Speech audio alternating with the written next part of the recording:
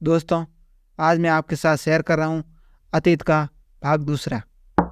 अगर आपने पहला भाग नहीं देखा तो आप हमारे चैनल पर जाके देख सकते हैं और वीडियो के डिस्क्रिप्शन में लिंक मिल जाएगा। अगर आप ये वीडियो पहली बार देख रहे हैं तो ये आपको कुछ समझ नहीं आने वाला है। आप पहला पार्ट देख लीजिए, उसके बाद ही सेकंड पार्ट देखिए। तो चलिए शुरू करते हैं सेकंड पार्ट। आज रात के लगभग 9:30 बज रहे थे। अभिनव और उसका परिवार एक साथ बैठकर रात का खाना खा रहे थे। आज रुस्तम थोड़ा टाइम पर घर आ गया था, इसलिए वह उनके साथ खाने की मेज़ पर मौजूद था। वरना तकरीबन उसके आने से पहले ही सभी खा पी कर सो जाते थे। सुहानी ने आज उसे छेड़ते हुए कहा, एक बार तुम्हारी शादी हो जाए फिर देखते कि तुम कैसे लेट घर आते हो। बीवी की डर से भागे भागे ना आओ तो कहना। अच्छा जी, तभी मैं कहूँ कि भैया रोज टाइम पर कैसे आ जाते हैं? वे भी तुमसे डर के भागे भागे आते हैं क्या? रुस्तम की इस बात से सभी हंस पड़ी। इस पर अभिनव ने रुस्तम से कहा, बस्सू, मैं तो शादी के बाद ही डरता हूँ, मगर अपनी भी तो बताओ जरा कि कैसे तुम स्वाति के इशारे पर नाचते हो, और वह भी तब जबकि उससे तुम्हारी शादी भी नहीं हुई अभी। एक बार फिर से सुहानी और सभी मिलकर अब रुस्तम को चिढ़ाने लगे। इस प्रकार वहाँ का माहौल बहुत मजाकिया हो रहा था। रुस्तम ने जैसे अनजान बनते हुए कहा, स्वाति? कौन स्वाति? मैं तो किसी स्वाति को नहीं जानता। वही स्वाति जनाब, जिसके चक्कर में तुम रात को लेट आते हो। याद आया कुछ? अभिनव ने जैसे उसे याद दिलाते हुए कहा। इस पर उनकी माँ सरोजिनी देवी ने कहा, लड़की पसंद कर ली तूने, मगर माँ को बताया नहीं क्यों? नहीं माँ, ऐसी कोई बात नहीं है, मैं तो बस हकला सा गया वो। इस पर अभिनव ने मजे लेते हुए कहा, क्या बस? इसका मतलब यह है कि तू स्वाति से प्यार नहीं करता और ना ही उससे शादी करेगा? ऐसा मैंने कब कहा? हकलाहट में फिर बोला रुस्तम। बड़ा गहरा प्यार लगता है दोनों में, अब तो इनकी शादी करवानी ही पड़ेगी। वैसे वो बड़ी सुंदर है क्या? कहो तो थोड़ी सिफारिश करूं? अभी रुस्तम भी पलटवार के मूड में आ गया और कहा, हाँ भाभी, बड़ी सुंदर है वह, मगर तुमसे तो फिर भी कम ही है। मुझे तो कभी कभी भैया की किस्मत से जलन होती है। फिर से सभी ठाके लगाकर हंस पड़ी। अगले दिन अभिनव ऑफिस में बैठा पिछली घटनाओं के बारे में सोच रहा था। क्या कोई भूत प्रेत का साया उस पर मंडरा रहा है, या फिर यह कुछ और ही झमेला है? यह उलझन उसके चेहरे पर स्पष्ट झलक रही थी। इस समय वह एक अलग बात थी कि वह अपने परिवार के सामने बिल्कुल सामान्य दिखने की पूरी कोशिश कर रहा था, क्योंकि वह नहीं चाहता था कि वे लोग व्यर्थ में चिंतित हो। मगर कितना सही होता अगर वह इस विषय पर बहुत गंभीरता से सोचता, क्योंकि आने वाला समय उसके लिए बहुत घातक सिद्ध होने वाला था। बहरहाल कुछ सोचते हुए उसने अपने एक दोस्त को फ़ोन लगाया और उसे इस विषय में देर तक कुछ चर्चा की। इसलिए ऑफिस से घर वापस लौटते समय भी उसे देर हो गई थी। सुहानी के फ़ोन बार बार आ रहे थे। इसके बाद वह जल्दी सब काम निपटा कर घर की तरफ चल पड़ा था। रुस्तम पहले ही वहाँ से जा चुका था। अभिनव जानता था कि वह स्वाति के पास गया होगा। रात के लगभग 10 बज रहे थे।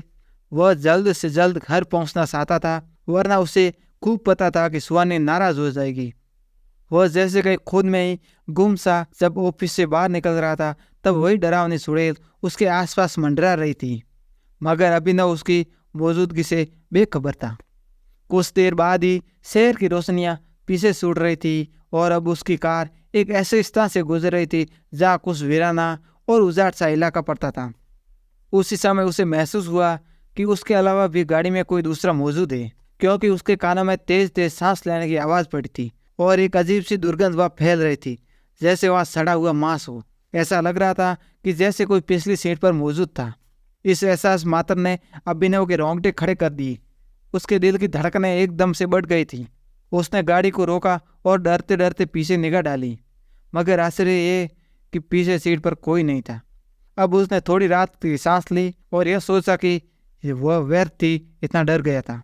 मगर फिर से गाड़ी स्टार्ट करने के लिए उसने जैसे ही हाथ बढ़ाया, अपनी साइड वाली खिड़की के शीशे के पार उसकी नज़र पड़ी। उसी पल वह सिर उठा। डर से उसकी आंखें फट पड़ी, जैसे वहाँ पर वही चुड़ैल खड़ी थी जो पहले भी बहुत बार उसे दिखाई दे चुकी थी। उस दिन डरावने सपने में भी वह उसे देख चुका था। वह खूंखा नज़रों से घूर रही थी। अभिनव के हाथ जैसे सुन्न पड़ गए थे। वह चाहकर भी गाड़ी स्टार्ट नहीं कर पा रहा था। उसके दिमाग में साए साए हो रही थी, माथे पर पसीने की बूंद झिलमिला उठी थी।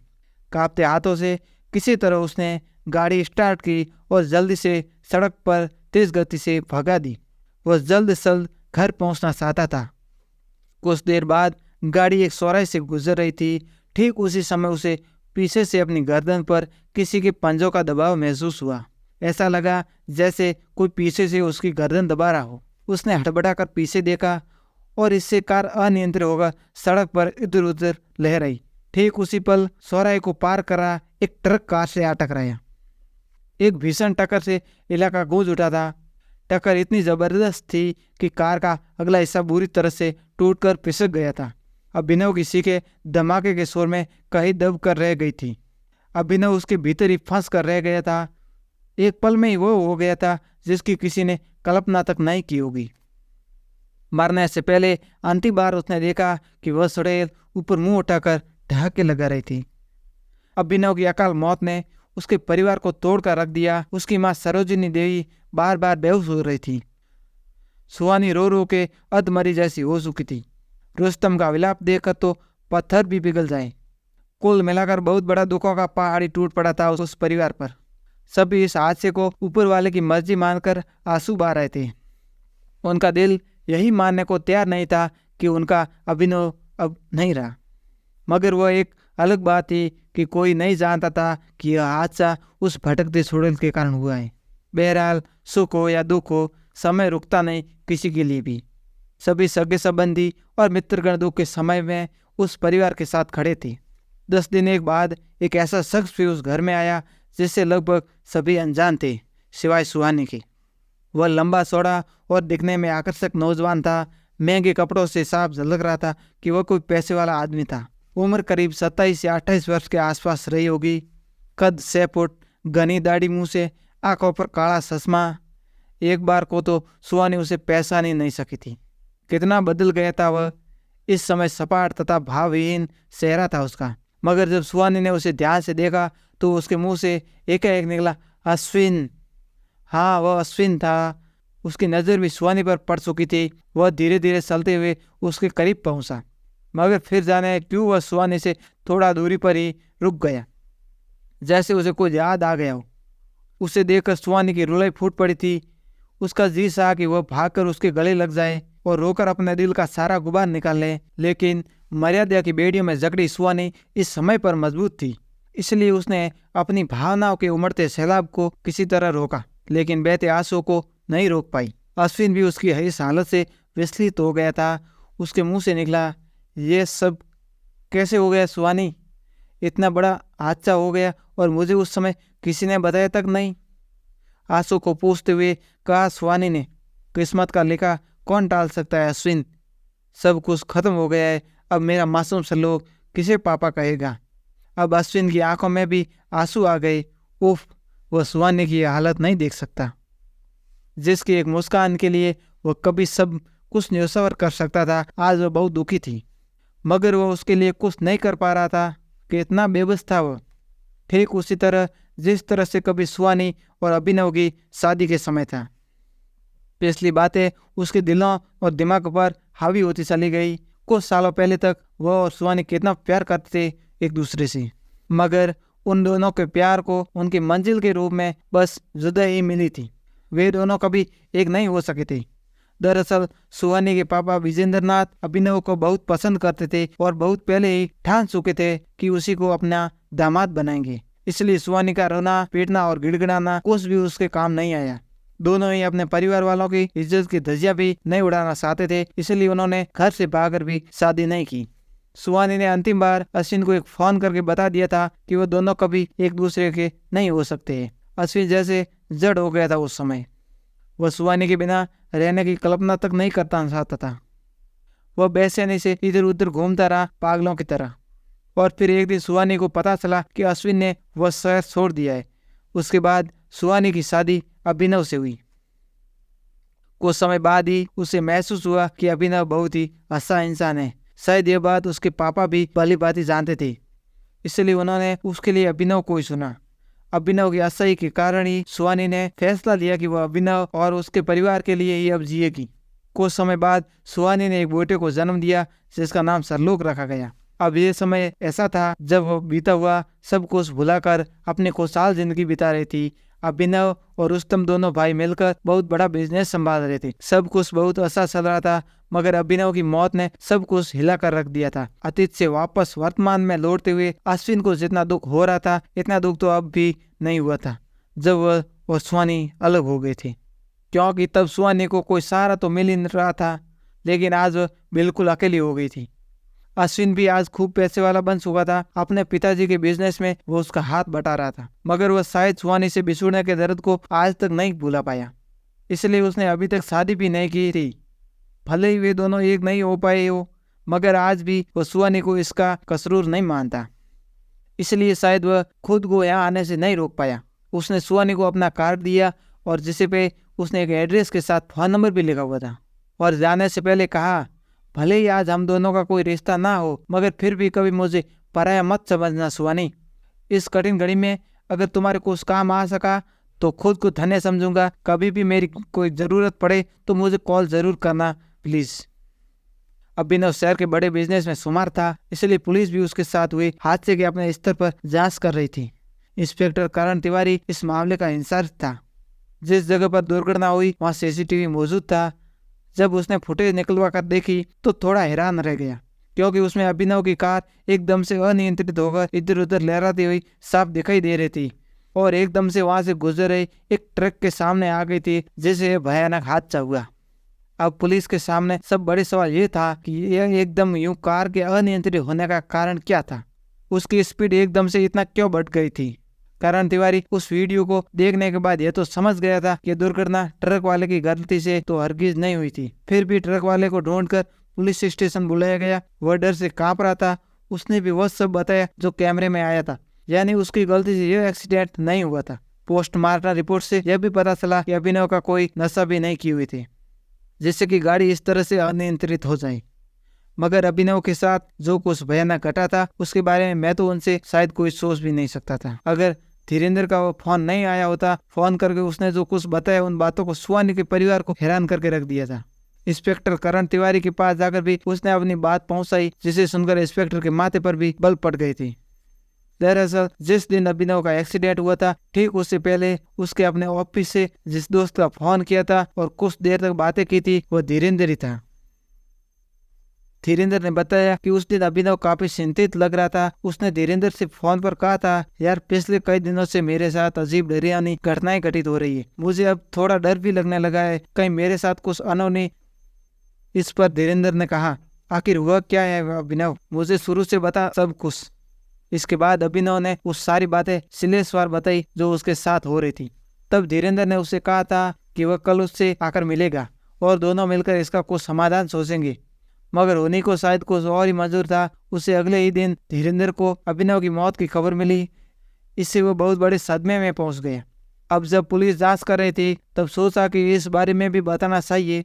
धीरेन्द्र के मुंह से ये सब बातें सुनकर अभिनव का परिवार हैरान रह गया था। इतना कुछ हो गया और अभिनव ने उनको कुछ बताया तक नहीं, मगर क्यों? अब सभी के मन में यही विचार आ रहा था कि दुर्घटना भी कहीं उसी चुड़ैल के कारण तो हो नहीं हुई है जो अभिनव को बार बार डरा रही थी। मगर पुलिस और कानून इन सब बातों पर भला ही क्या विश्वास करता। इसलिए इंस्पेक्टर करण तिवारी ने कहा, देखिए मैं यह नहीं कहता कि अभिनव के साथ कुछ अजीब घटनाएं नहीं घटी हुई, मगर उस दिन जो हुआ वो एक महज सड़क दुर्घटना भर थी जिसका हमें भी बहुत दुख है। मगर जो भाग्य में लिखा हो उसको कोई टाल तो नहीं सकता ना। उसके इस जवाब से ना तो धीरेन्द्र संतुष्ट हुआ और ना ही सुहानी। रुस्तम की आंखों भी कुछ सोचने के अंदाज में सिकुड़ गई थी। रात का अंधेरा चारों ओर फैल गया था। भले कितनी भी काली हो ये रात तो फिर भी गुजर जाएगी और फिर से नया सवेरा होगा, मगर सुहानी के जीवन में भी जो अंधेरा हो गया था वह अब शायद नहीं मिट सके। इस समय वो अपने बेटे सरलोक को सीने से लगे आंसू बहा रही थी। रात के 10 बज रहे थे, मगर नींद उनकी आंखों से दूर थी। उससे बिल्कुल भी यकीन नहीं हो रहा था कि वो उसका अभिनव अब कभी लौटकर नहीं आएगा। साथ ही वह यह सोचकर भी खौफजदा थी कि अभिनव के पीछे कोई बुरी आत्मा पड़ी हुई थी, किसी औरत की आत्मा। शायद उस रात वो इसलिए सपने में सीख रहे थे। हो ना हो उन्होंने कोई बहुत बुरा सपना देखा होगा। क्या वह चुड़ैल इस घर में भी घूमती है? क्या अब भी वो यहाँ पर रहेगी? ये सवाल सोचते हुए भी वो डर रही थी। अपने कमरे में लेटी सुहानी के साथ सरोजिनी देवी को भी नींद नहीं आ रही थी। उसके मन में भी अनेक विचार आ जा रहे थे। जो कुछ धीरेन्द्र ने बताया उसे सुनकर उसी के बारे में सोच रही थी। उसे जागते हुए रात को 12 बज गए थे। अब उसकी आंखों में भी नींद दस्तक देने लगी थी, मगर इससे पहले कि वह सोच पाती कुछ सुनकर वह चौंक पड़ी। वह बिस्तर पर बैठकर ध्यान से कुछ सुनने का प्रयास करने लगी। अब उसे लगा कि कोई रो रहा है, शायद कोई औरत। वह उठकर थोड़ा बाहर निकली तो उसे महसूस हुआ कि यह आवाज़ शायद सुहानी की है। वह रो रही है, शायद अभिनव को याद करके। अब सरोजिनी देवी भी कुछ दुखी हो गई। कितना कहा उसे कि यहाँ मेरे पास ही सो जाओ, मगर नहीं मानी वह, और कहा कि उसी के कमरे में मेरे अभिनव की यादें जुड़ी है, इसलिए वही वहाँ सोएगी। थोड़ा और आगे जाकर उसे महसूस हुआ कि रोवन्ना की आवाज़ सुहानी के कमरे से नहीं बल्कि ड्राइंग रूम से आ रही है। हैरानी से भरी वह उस तरफ चल पड़ी। वह यहाँ क्यों बैठी है, यह सोचते हुए वह उस तरफ भी बढ़ती चली गई। वहां पहुंचकर उसने देखा कि कोई सोफे पर बैठा है, जिसकी पीठ ही सरोजनी को दिख रही थी, क्योंकि उसका चेहरा दूसरी तरफ था। लंबे खुले बाल लहरा रहे थे, साथ ही सिसकियों की आवाज भी आ रही थी। दूर से ही बोली वह, इतनी रात को यहाँ क्यों बैठी हो सुहानी, चलो उठो यहाँ से। उसके ऐसा बोलते ही सिसकियां बंद हो गई। सरोजनी ने उसके पीछे पहुंचकर उसके कंधे पर हाथ रखा और कहा, चलो बेटी, जिसे जाना था वो तो चला गया, अब तुम्हें सल्लू के लिए जीना होगा, हम सब के लिए जीना होगा। यह कहते हुए वो उसके सामने आ गई और उसी पल उसके मुंह से सीख निकल गई। आंखें भय से जैसे फट पड़ी। जो वहां बैठी रो रही थी वो सुहानी नहीं थी, बल्कि वह किसी औरत की रूह थी जो अभिनव की मौत की जिम्मेदार थी। उसकी आंखों की पुतलियां बिल्कुल सफेद थी, कोने के 2 दांत हैवानों को जैसे लंबे थी। कुल मिलाकर वह इस समय बेहद डरावनी लग रही थी। अब वह जोर जोर से हंस रही थी। सरोजनी सीखे मारती हुई घस खाकर वो गिर पड़ी। उसकी सीखे सुनकर रुस्तम और सुहानी भी उस तरफ भागे। तो दोस्तों, आज की स्टोरी यहाँ पे ही खत्म होती है। अगली स्टोरी में हम आपको बताएंगे कि उनके साथ क्या होता है।